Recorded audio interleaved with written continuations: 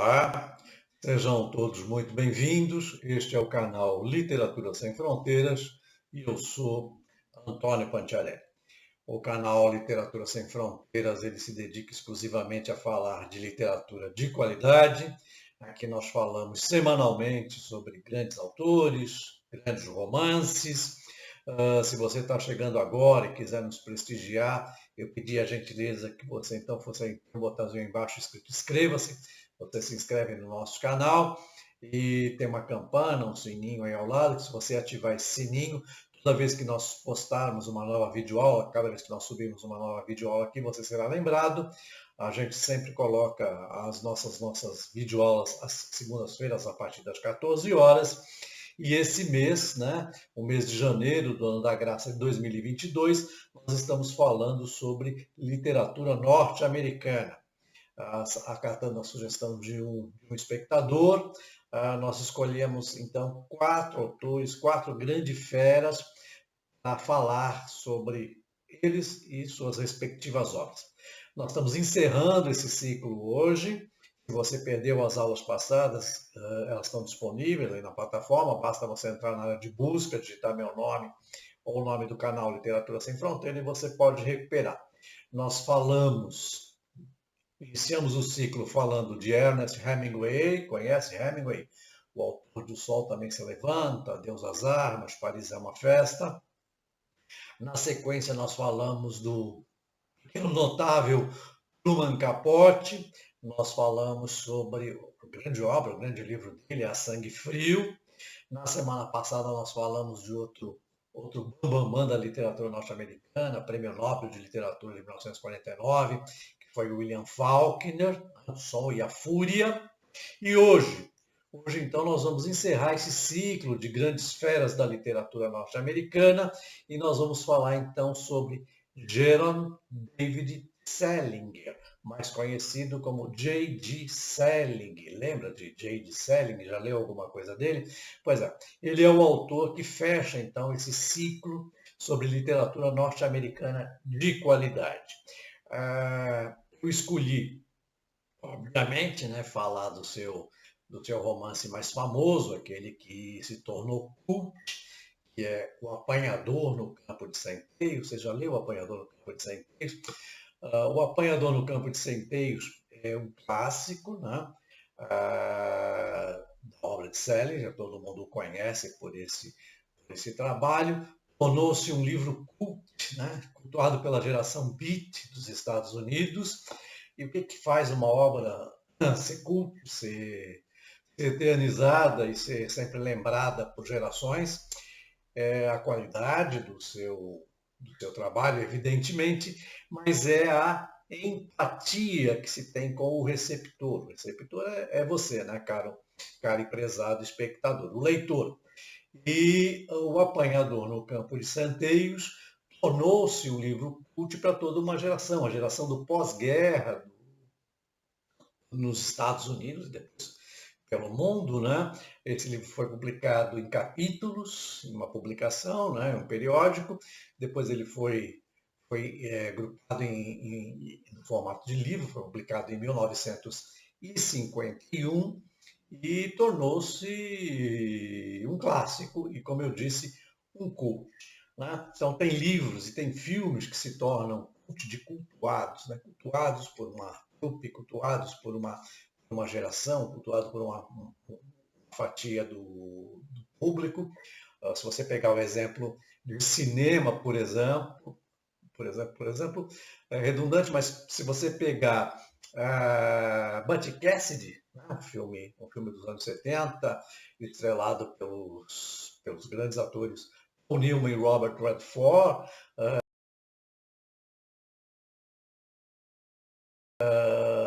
um faroeste assim, até que bobinho, mas com uma trilha sonora marcante, com uma interpretação marcante, e se tornou um filme cultuado.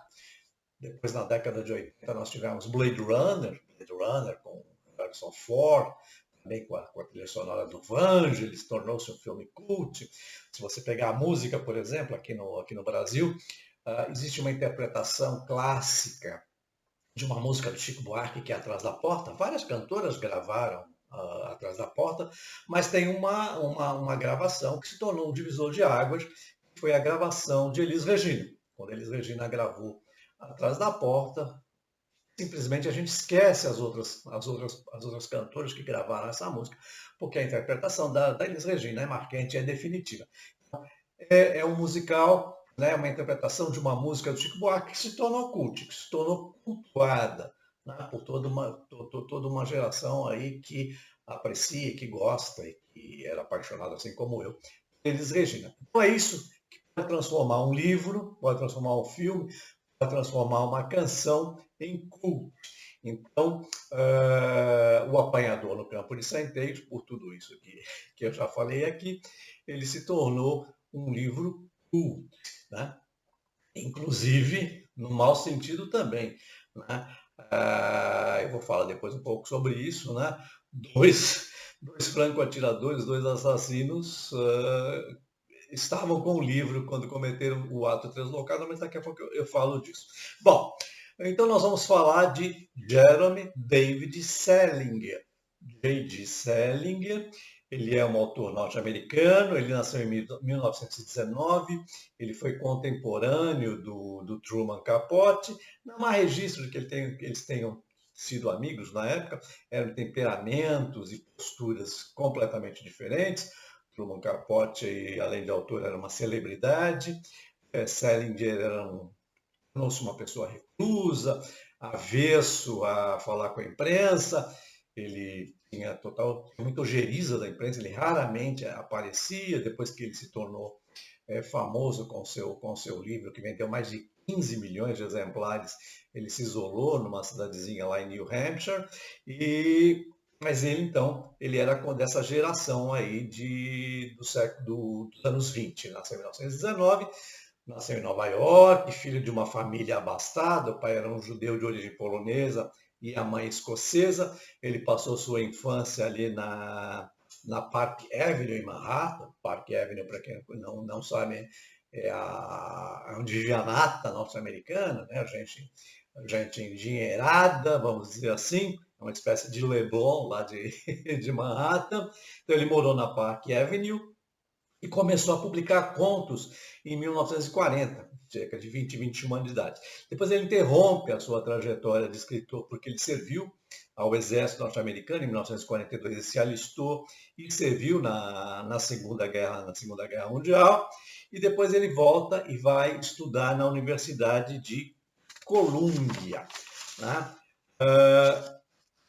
Então, ele não tinha publicado nenhum romance ainda de peso, mas ele era um autor de contos. Ele escreveu alguns contos muito interessantes, e inclusive ele vai retomar esses personagens. Os personagens acabam transitando de uma história para outra, mas então, em 1951, ele torna-se famoso com a publicação de O Apanhador no Campo de Centeios. O primeiro livro foi publicado na década de 40 em capítulos, depois reunido então numa edição de livro, como a gente conhece hoje, e tornou-se um ícone da geração 1970, a geração do pós-guerra, a geração beat, né? Antes ele escreveu, então, 9 histórias, de 1953. Ele publica, depois de O Apanhador do Campo de Centeios, de 51, 9 histórias já estavam, que produziu antes. Ele publica em 1953. Depois ele vai publicar Frank e Zoe em 1961. E depois o último livro dele, no Brasil teve a particularidade de ter 2 títulos diferentes, originalmente o título era Carpinteiros, Levantem Bem Alto a Cumieira, e Seymour, uma apresentação, de 1963. Aqui no Brasil, um detalhe, ele foi publicado originalmente com esse livro, mas depois teve com esse título, mas depois teve uma reedição, que é a reedição da Brasiliense, uma editora que também nos deixou, né? Você viu que eu aqui estou falando de editores que já fecharam, né? Semana passada eu falei da Kozak Naif, que fechou, Brasiliense também fechou, mas a Brasiliense reescreveu o título.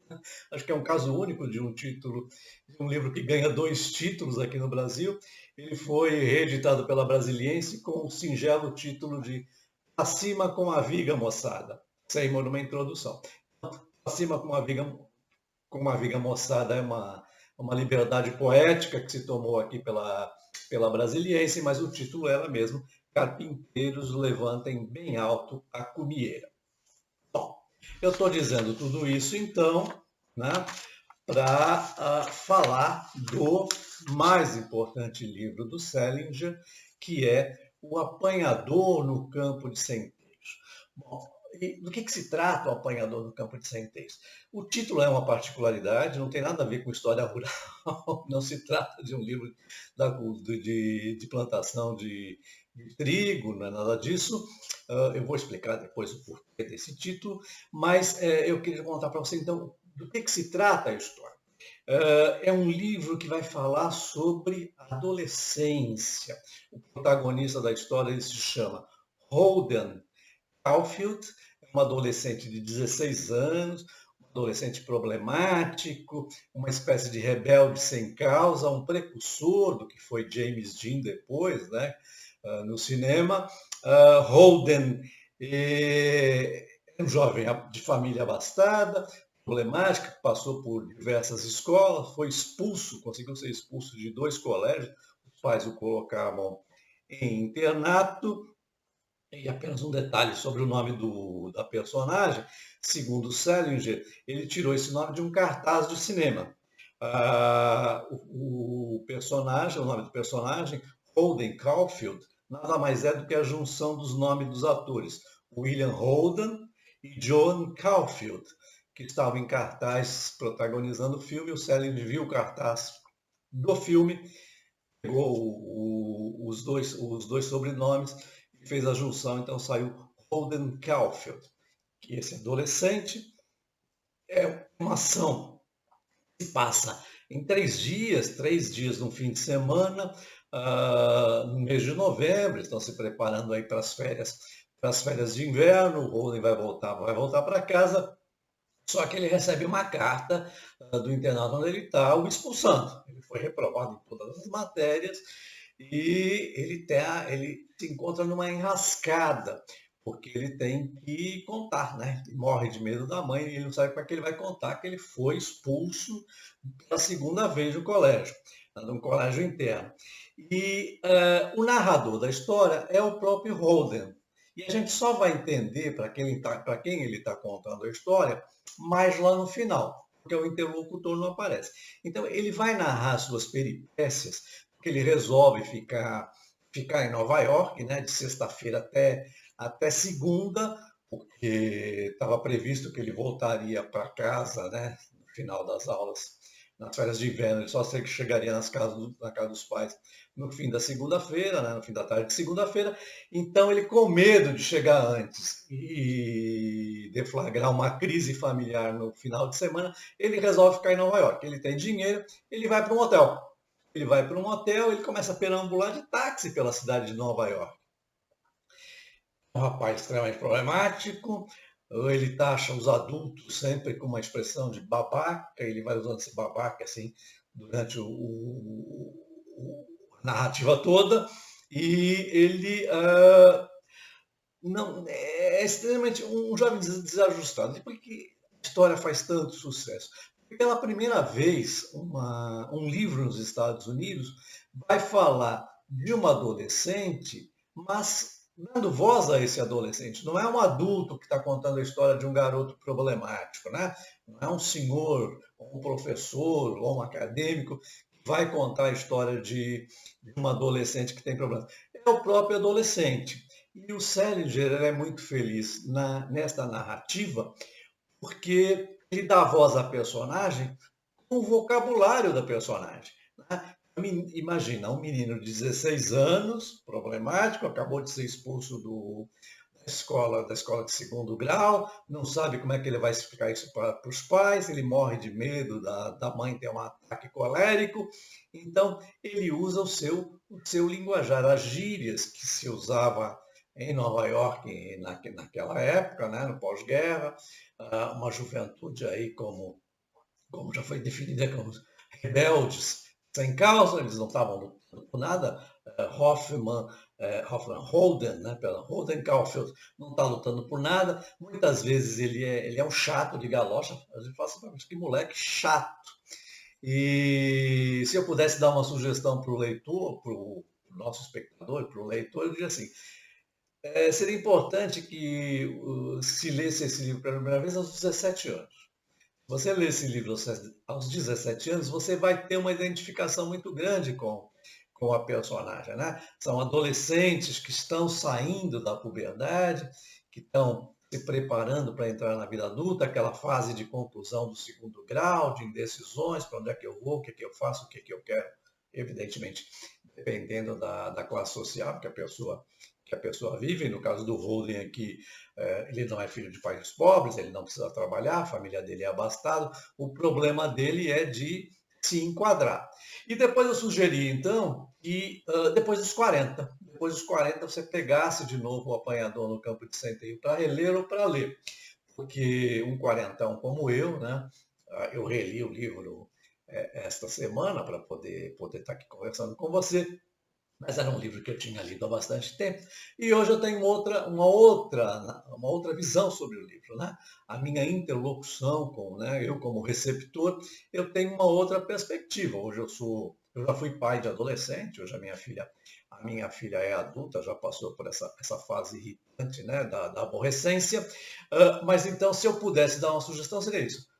Leia aos 17 anos, retome esse livro depois dos 40 anos e você vai entender, então, como que Sérgio passeia magistralmente dando vida a esse personagem. Então, como eu disse, a ação se passa em 3 dias, ele vai de sexta-feira até segunda, né? O nome da personagem é em relação a esse filme, a esse cartaz de cinema. E o Holden, ele tem mais 3 irmãos. Ele tem a Phoebe, que é a menorzinha, que ele mais se identifica, e ele fala bem dela, ele tem saudades dela. Ele teve uma outra irmã, que é ali, que morreu de leucemia. E ele tem um irmão mais velho, que no livro ele chama de DB, né? Ele acha que o DB é um traidor, porque o DB vai para Hollywood, vai trabalhar como roteirista, né, nos cinemãos, nos grandes estúdios de Nova York, de Hollywood, e ele não perdoa o irmão por causa disso. Ele tem assim uma pendenga com esse mano, e ele vai destilando isso na narrativa dele. E é uma narrativa, então, que o próprio personagem está contando, que vai aí entre os 3 e os 17, 18 anos. Um adolescente bastante problemático, então ele fica nesse hotel, ele fica perambulando, pega táxi para cima, para baixo, não sei o quê, e ele vai narrando. Então, isso é basicamente o miolo, né?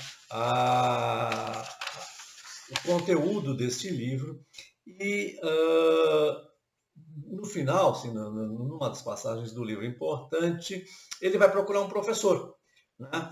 Ele acha a escola uma droga, acha os professores uns babacas, acha os adultos uns chatos, ninguém tem razão, ele é o único ser que a razão está do seu lado, e vai aparecendo então os traços da personagem desse garoto. É um garoto que era virgem, ele não queria ter uma relação sexual, a primeira relação, iniciar sua vida sexual com os colegas, contratando prostitutas, que era o mais comum para aquela rapaziada lá dos colégios internos. Ele sonha com uma relação idílica com uma antiga namorada, que eles namoraram, mas foi uma coisa platônica. E como ele está num hotel frio, né? É mês de novembro, está chuvoso, o recepcionista do hotel fica com pena dele e sugere que ele contrate uma prostituta. E o recepcionista se encarrega disso. Telefona lá para uma garota, e a garota vai lá para o quarto do Holden, mas o Holden não tem coragem de ter uma relação sexual com a prostituta. Ele começa a conversar com a moça, quer discutir a história da moça, quer saber de onde ela veio, para onde ela vai. A moça fica irritada com aquilo, porque afinal, olha, despacha-te logo, porque eu tenho outros clientes para atender. Então ele acaba não consumando o ato sexual, e fica esta questão aí, né, um problema que ele tem em resolver a sua vida sexual. E nessa visita que ele faz ao professor Antolini, é um professor está em Nova York, né? Já está começando as férias de inverno, é um professor que é casado com uma mulher muito mais velha, uma mulher rica, ele conversa, conta algumas coisas para o professor, num determinado momento o professor convida ele para ele dormir lá na casa,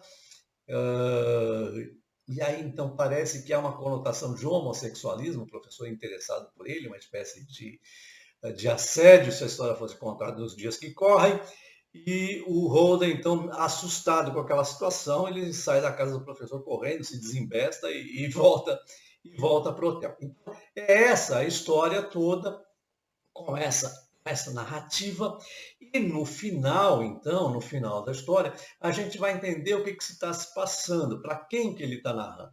Na verdade, essa escrita do Holden nada mais é do que uma sugestão do seu terapeuta, o Holden já com 19 anos, o terapeuta lhe dá essa sugestão, uma sugestão freudiana, né? Era uma análise freudiana que ele fazia, para que ele escrevesse, né? Escrevesse a sua história, escrevesse essa sua passagem mais importante, que é esta vida dele nos hotéis da cidade de Nova York, nesse final de semana, onde ele está com medo de voltar para casa. Então, a gente descobre que o Holden está escrevendo isso como um exercício recomendado pelo seu psicanalista. Então, este é, vamos dizer assim, o miolo da história, né? O romance é contado dessa forma, em três ou quatro dias, por esse personagem, que é uma personagem bastante problemática. Então, se você não leu ainda, eu sugiro que você o faça, eu sugiro vivamente que você leia O Apanhador no Campo de Centenas. Em relação ao título, fiquei devendo, o título, como eu disse, não tem nada a ver, é uma história urbana, né, uma história em Manhattan, mas o Holden, ele conta, né, que inspirado numa canção, ele fala para a irmã, ele conta para a irmã, para a Phoebe, que ele se sentia como uma pessoa que ele via as crianças brincando em montes de feno, de centeio, né? E ao entorno desse vale onde elas estão brincando, tem um grande precipício. As crianças não percebem que é um grande precipício em volta e que se ele pudesse ser alguém na vida, ele gostaria de ser a pessoa que estaria ali amparando essas crianças para que elas não caíssem no precipício. Então ele seria o apanhador, a pessoa que está ali de prontidão para apanhar a criança que desavisada, que está brincando no monte de feno, ou de centeio, né? Ela não via que em volta tinha um precipício e ela podia cair. Então ele é o homem que vai apanhar essas crianças. Então ele é o apanhador no campo de centeios. Bem daí, então, a história, a história de onde Salinger tirou o título. De qualquer forma, se é verdade ou não, se ele se inspirou nisso para dar título ao livro, é um achado. Né? O livro como eu disse, é cult, é um clássico. Se você não leu ainda, eu recomendo que você o faça. Eu sempre recomendo aqui que você pode encontrar esse livro em sebo. Esse livro ele nunca saiu de catálogo, é fácil de encontrar, mas se você estiver em São Paulo, tem um sebo bom ali na Praça João Mendes. Se você estiver fora, tem a estante virtual, que agrega uma série de sebos. E eu vivo fazendo publicidade desse povo aí sem ganhar nada, mas porque realmente eu acredito e eu estou comprando livros dessa forma ultimamente. Então é isso. Um livro de 1951, e nós vamos falar de outro livro importante do Salinger, só que antes, então, nós vamos fazer um comercialzinho aqui do canal Literatura Sem Fronteiras. Como eu já disse, eu estou ficando meio repetitivo, mas era importante. O canal Literatura Sem Fronteiras, a partir de outubro de 2021, ele passou a ser um canalzinho independente, não monetizado, para eu poder manter o canal, para eu continuar fazendo esse trabalho ao longo deste ano. Eu tive que abrir um crowdfund, né? Crowdfund é o nome mais modernoso para a velha e boa vaquinha, uma plataforma chamada apoia-se.com.br Antônio Pantiarelli. tem o caminho aqui embaixo. Se você quiser, se você tiver disponibilidade, quiser colaborar conosco, são colaborações modestas, entre 5 e 20 reais.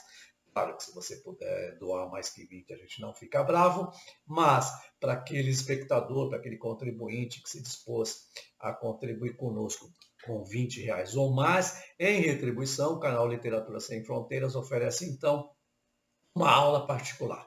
São aulas de 45 minutos, basta que você nos comunique que você fez a doação através do meu e-mail, que é professorpanciarelli@gmail.com, ou através das redes sociais.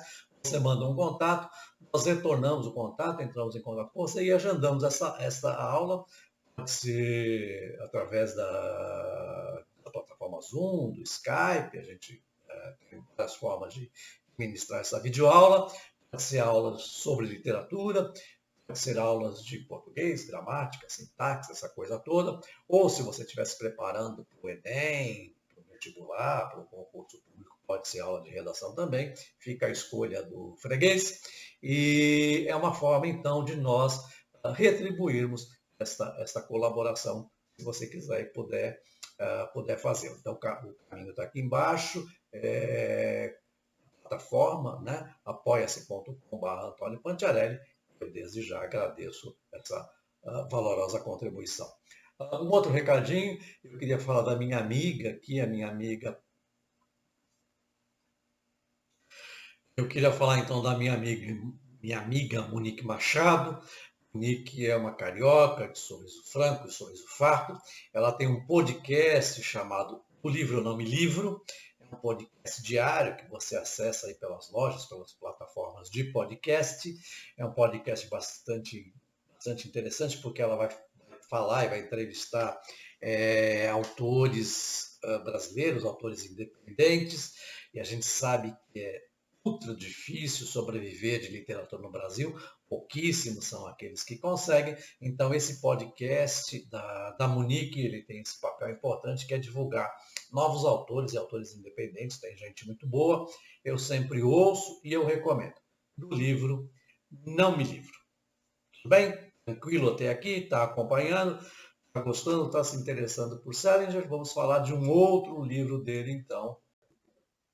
Bom, para concluir a história do apanhador do Campo de Centeios, eu citei lá no início que havia coincidências trágicas também em relação a esse livro, que virou um livro cult.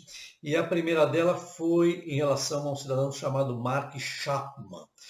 Mark Chapman, para quem não se lembra, foi o homem que matou John Lennon na frente do edifício Dakota, lá em Nova York, em 1980. E quando ele matou e ele permaneceu na cena. Quando a polícia chega, ele está lendo O Apanhador no Campo de Centeios. E ele diz que ele sonhava em ser o Holden Caulfield. Inclusive, quando ele assina a sua confissão lá, ele assina com o nome do Holden. E uma outra coincidência trágica foi em 1981, com um cidadão chamado John Warnock Hinckley Jr., para quem não se lembra, ele foi o homem que tentou matar o então presidente dos Estados Unidos, Ronald Reagan. Ele fez isso, segundo ele, para impressionar a atriz Jodie Foster, né, tornou-se uma estrela ainda na adolescência, com o filme Taxi Driver, com Robert De Niro, e ele também aparece carregando o livro de Salinger, O Apanhador no Campo de Centeios. Então, essas coincidências um tanto trágicas aí, que já fazem parte do folclore do autor. E por falar em folclore do autor, eu tenho um outro livro aqui que não tem a ver com a literatura do Salinger, mas tem a ver com o homem, que eu não sei se você já ouviu falar, que é Abandonada no Campo de Centeio, da Joyce Maynard. Bom, por que eu trouxe esse livro à baila aqui? A Joyce Maynard é uma escritora, uma moça que começou muito cedo na profissão, aos 18 anos. Ela escrevia para jornais importantes, e ela surge na história porque ela escreveu um artigo, acho que meio autobiográfico, para o jornal The New York Times, acabou ganhando destaque, ela acabou sendo tema de capa da revista do jornal, da edição domingueira do jornal.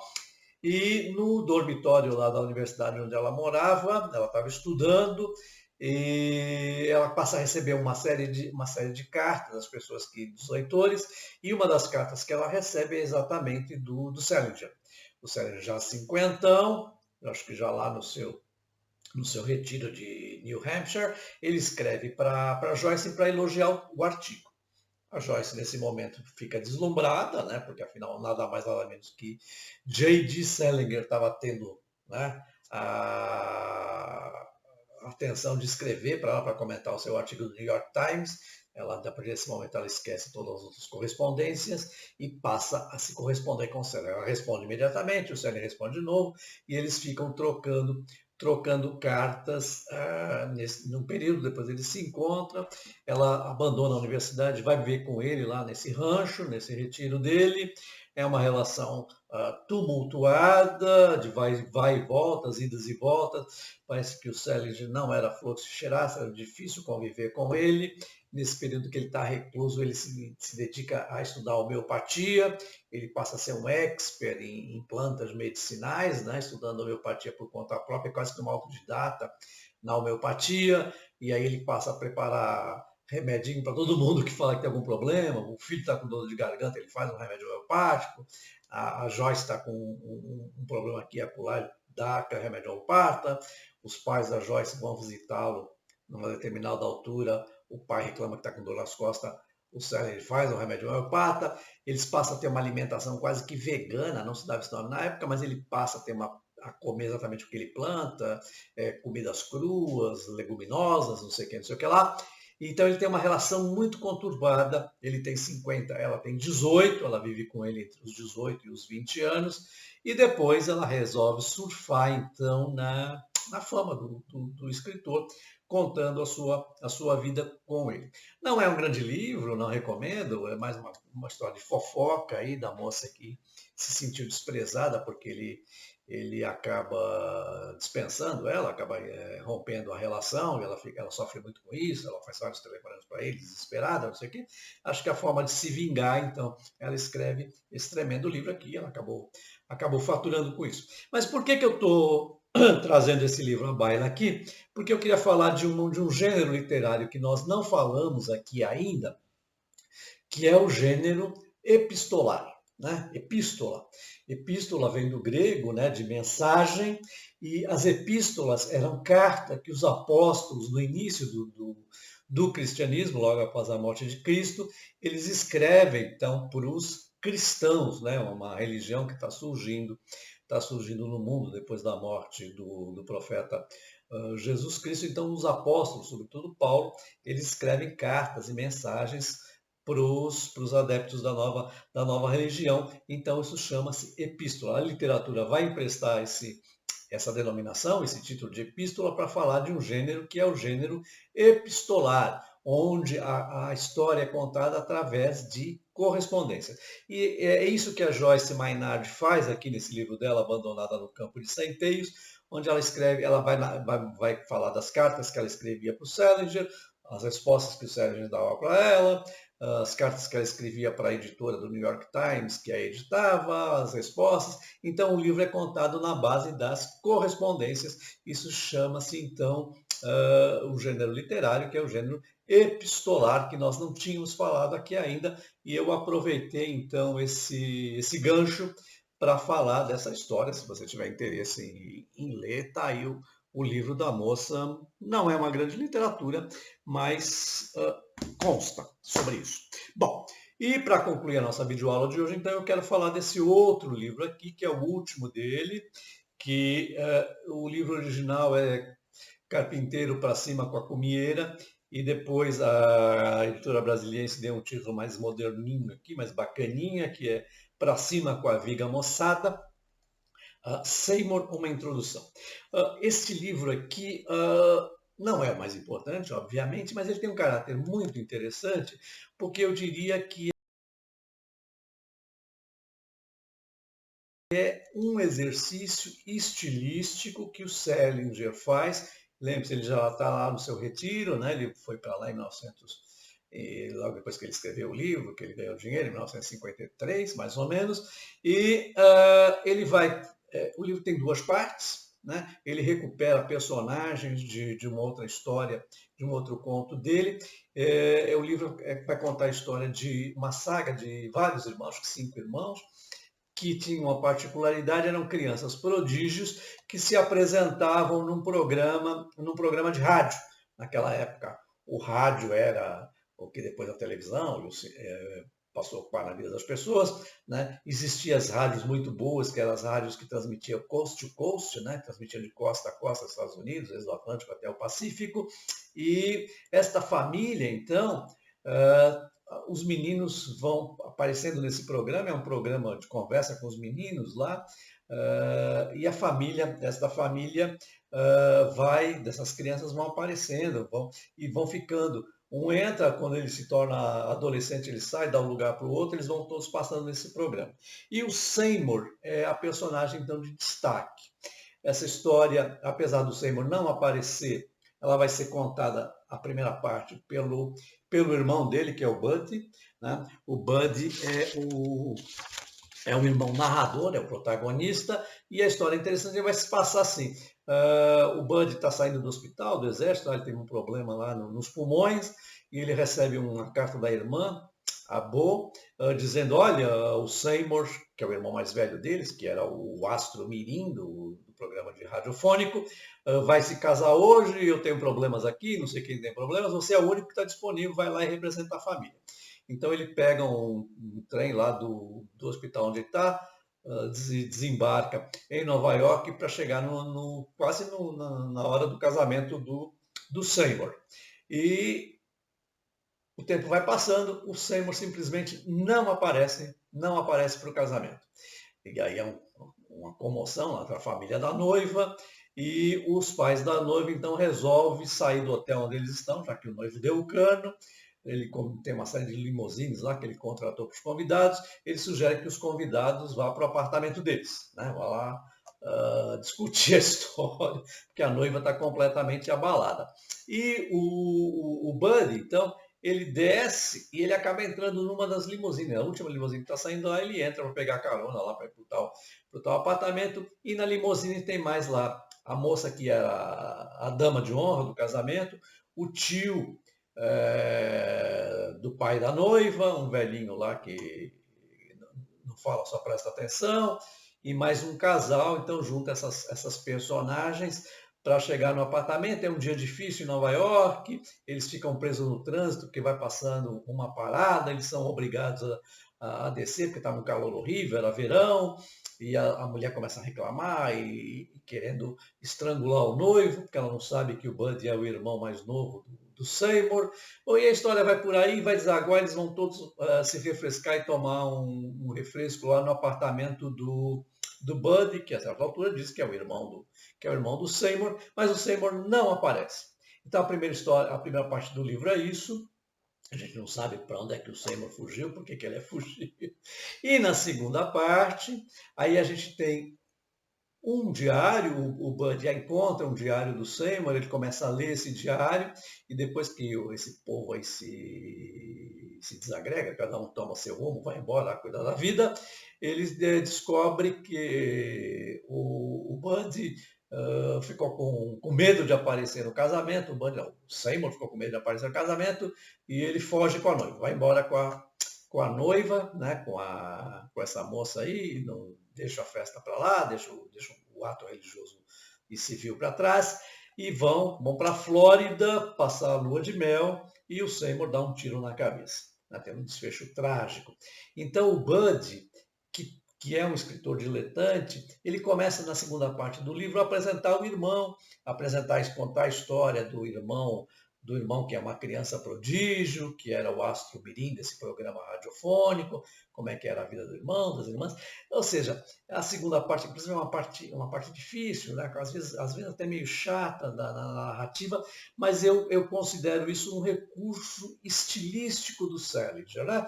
O Salinger já ganhou dinheiro, já virou best-seller, está lá no seu rancho lá em New Hampshire, está vivendo lá as turras lá com a Joyce, e recebe a visita dos filhos, ele tem um casal de filhos. Depois a filha também vai escrever um livro a respeito da vida do pai, ou seja, as mulheres aí do Selig resolveram pegar uma carona e ganhar um dinheirinho também, porque afinal ninguém é de ferro. Mas eu estou falando tudo isso então para te falar desse último livro dele, que não é um romance, não chega a ser um romance, é uma novela. Ele vai recuperar essa família de astros, ministros de programa radiofônico, de outros contos que ele escreveu, e é uma curiosidade, né? Se você tiver interesse, se você quiser ler. A segunda parte, então, é essa parte de o recurso estilístico, a forma narrativa, a forma como o Salinger vai experimentar uma narração, já que ele não tem compromisso, né? Ele já não precisa mais ganhar dinheiro, não precisa provar o que veio. Às vezes os editores ficam cobrando um novo best-seller e ele está de saco cheio dessa história toda. Então, é o último livro do nosso amigo, que é Pra Cima com a Viga, Moçada, Seymour, uma introdução, num título bacaninha, que a editora Brasiliense resolveu dar. Eu não sei, provavelmente não está em catálogo, porque a Brasiliense faliu, mas você também o encontra em sebo, se você tiver interesse. É um livro menor, mas tem essa curiosidade toda. Bom, para encerrar a nossa videoaula de hoje, eu sempre falo aqui, tento fazer um link entre bons livros e bons filmes. Infelizmente, não tem nenhuma adaptação cinematográfica do Apanhador no Campo de Centeios, porque o Sérgio não deu, ele não vendeu os direitos autorais, ele não permitiu. Existe inclusive a história que o Jerry Lewis chateou muito o Salinger, porque o Jerry Lewis queria fazer o papel do Holden. Eu acho até que ele era um pouco velhão para fazer, mas afinal era o Jerry Lewis. Então, infelizmente não tem. E como o Salinger morreu recentemente, né, em 2010, vai demorar muito tempo até a obra dele cair em domínio público e virar roteiro para Hollywood. Então, não tem. Mas, para não ficarmos sem dizer que eu não falei de cinema aqui, eu queria recomendar um filminho para você que tem a ver com o que eu falei sobre o gênero epistolar. Tem um filme muito bacana, é um filme de 1983, se eu não me engano, chamado Charing Cross 84. Charing Cross 84 é o endereço de uma livraria que ficava em Londres, especializada em livros de segunda mão, livros raros e edição esgotada. E uma americana resolve se corresponder com esse dono dessa livraria de livros raros, que fica na Charing Cross 84, endereço lá de Londres, e a correspondência entre eles. No meio tem a Segunda Guerra. A moça manda, inclusive, comida para o editor, porque sabe que eles estão passando por necessidades lá. É uma adaptação, né? Uma adaptação literária, mas é um filme muito bacana que eu recomendo, que infelizmente recebeu um título infame no Brasil, né? É aquele título que dá spoiler. O título do filme no Brasil é Nunca Te Vi, Sempre Te Amei. Desculpa eu falar isso, mas eu não tenho culpa. Essa história dos títulos, tradução e títulos infames que às vezes os filmes ganham aqui no Brasil. Mas é um filme bem bacana. Esquece que você viu o título em português. É um filme com a Anne Bancroft, que faz o papel da americana, e o Anthony Hopkins fazendo o papel do livreiro inglês, né? Eu recomendo. Eu acho que você encontra esse livro nos streamings ou próprio aqui na plataforma YouTube. E é o livro, então, a dica então de cinema que eu dou. Encerramos o ciclo de grandes feras, grandes autores norte-americanos aqui hoje. Espero que você tenha gostado, espero que eu tenha despertado o seu interesse para ler esses autores, para ler Hemingway, para ler Truman Capote, para ler William Faulkner, para ler J.D. Salinger. Se você gostou e chegou até aqui, é aquele momento que eu peço que você vá lá agora e dê um joinha para a gente continuar esse trabalho. Se você tiver pachorra, vá lá embaixo agora e deixa um comentáriozinho, diz se você gostou, se você não gostou. Essas críticas, esses comentários são importantes porque me dão um feedback para saber se eu estou no caminho certo. E qual vai ser o próximo tema? As nossas próximas videoaulas. Eu vou falar aqui de autores latino-americanos que receberam o Prêmio Nobel de Literatura. Se você não sabe, houve 6 autores latino-americanos que receberam o Prêmio Nobel de Literatura. Infelizmente, não tem nenhum brasileiro nesta relação. Quem ganhou os prêmios pela ordem foi Gabriela Mistral, chilena, ela ganhou o Nobel de Literatura de 1945. Miguel Ángel Astúrias, ele ganhou o prêmio em 1977, é um autor guatemalteco, da Guatemala, Miguel Ángel Astúrias. O outro que ganhou foi um outro chileno, então o Chile tem 2, o Brasil tem 0. O Chile ganhou de novo em 1971 com o grande poeta Pablo Neruda. Depois, Gabriel Garcia Marques, o colombiano Gabriel Garcia Marques, ganhou o prêmio em 1982. Depois, em 1990, foi a vez do mexicano Otávio Paz. Otávio Paz ganhou o Nobel de 1990. E fechando, então, esse ciclo de autores latino-americanos, nós tivemos o peruano Mário Vargas Llosa, que ganhou o Nobel de Literatura em 2010. Então, são seis latino-americanos, nenhum brasileiro. O argentino Jorge Luiz Borges também não ganhou, e há as grandes injustiças da academia sueca. Mas eu escolhi, então, 4. Eu vou falar aqui de Pablo Neruda, Gabriel Garcia Marques, Otávio Paz e Mário Vargas Llosa. Então, entre fevereiro e março, nas próximas segundas-feiras, se você gosta, se você quer conhecer esses grandes autores, também essas feras latino-americanas que receberam o galardão da Academia Sueca, o Prêmio Nobel de Literatura, não deixe de assistir às nossas aulas e prestigiar o nosso canal. Se você não se inscreveu, ainda está em tempo, vai lá embaixo. Tem um botãozinho de inscreva-se, tem uma campana, um sininho. Se você acionar essa campana, toda vez que eu postar uma nova videoaula aqui, você será avisado. E se você puder e quiser escrever, você é daqueles como eu, que ainda escreve e-mail, eu escrevo, eu respondo todos os e-mails que eu recebo. Vai passar aqui agora o meu e-mail, que é professorpanciarelli@gmail.com. Você pode me escrever, mandar sugestões. Se tem algum tema que eu não falei ou que não está programado para a gente falar nas próximas aulas, você pode mandar sugestão. O único critério que o canal Literatura Sem Limites coloca aqui é que não seja de autoajuda. Por razões óbvias, a gente não fala de bobagens nesse canal, mas eu estou aberto a críticas e sugestão. Não esquece de deixar um joinha para nós, para o nosso trabalho. Agradeço imensamente se você chegou até aqui. Muito obrigado pela sua audiência e espero revê-lo, então, na próxima semana, onde eu vou falar de autores latino-americanos que ganharam o Prêmio Nobel de Literatura.